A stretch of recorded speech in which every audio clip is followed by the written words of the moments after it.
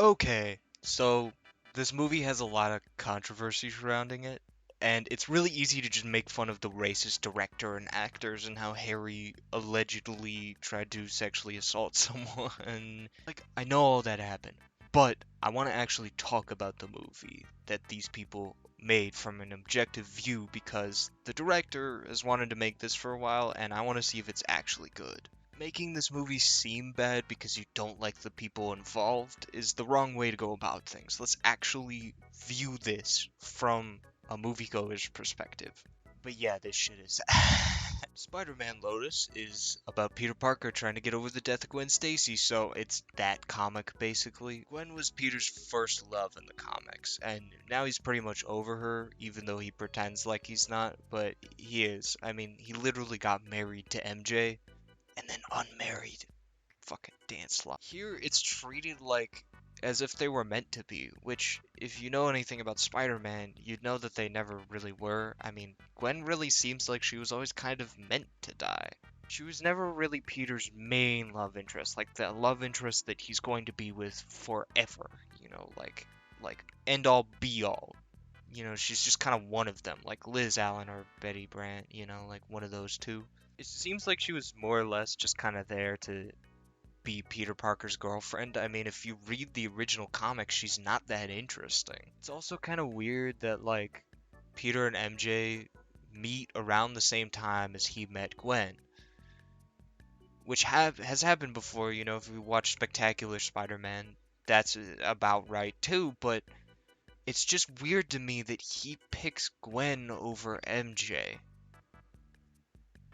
Like, what? If we're being for real for a second, even if you do like Gwen more than MJ, which I respect, I don't really care, Pete would probably choose MJ over Gwen, if we're being for real, man. This movie seems to have a giant misunderstanding of all of the Spider-Man characters.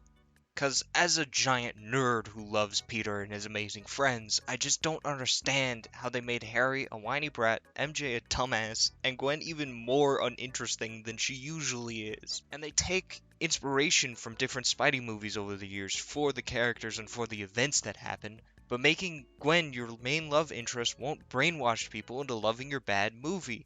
This isn't the Amazing Spider-Man, and the only reason why people like Gwen in those movies is one, her chemistry with Peter, because Andrew and Emma were dating at that time, and two, because people just love Emma Stone, alright? I'm one of those people. I'm guilty of that.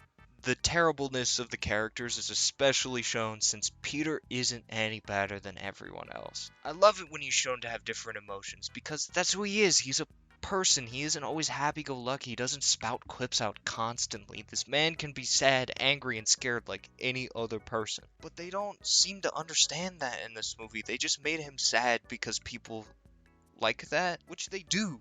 That's true. People like sad Spider-Man, but that's because it shows him to be a real person, not because he's sad. That's just a genuine misunderstanding of the character in general. They made him as whiny as Harry is in this movie, and he's only bitching and moaning because everything sucks. Like, that's literally it. He just thinks everything sucks, and he quits being Spider-Man like a 10-year-old. Everybody's like 20 in this movie, and nobody acts like it. Nobody pretends like they don't act like 10-year-olds because they do. None of them act like adults. It's really hard to make this video because what I normally do is talk about the characters individually. But I can't do that because there's not much to talk about. They're all like one-dimensional and really flat.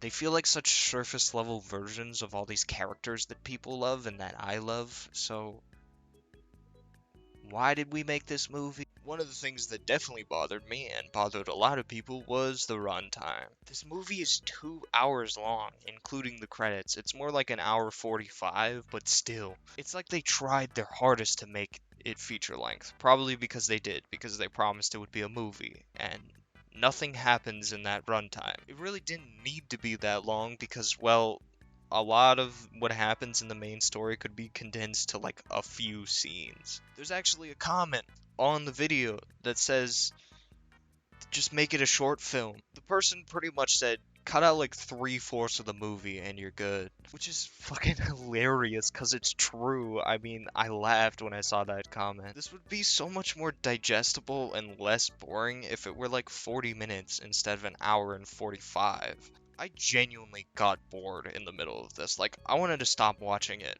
at around the hour mark, but I decided to because I know I needed to make a video about it. There's just so much unneeded content to pad the runtime, it actually pisses me off. There are a few things I do like, however. It's not an insanely bad movie, even though it's pretty awful sometimes. The monologue that Green Goblin has while he and Peter are fighting in an abandoned warehouse is pretty good. It like actually sounds like something Green Goblin would say, even though his mask looks horrifying and nothing like how Green Goblin looked. You do realize it's supposed to act like a second face, right? It's supposed to, like, his mouth is supposed to move along with his real mouth, and he's supposed to have facial expressions. Like, I don't think they got that. I mainly like this because this Norman knew Peter was Spider-Man, and he brought him back to the warehouse where Peter found out that he let his Uncle Ben's killer go. Why did he know this?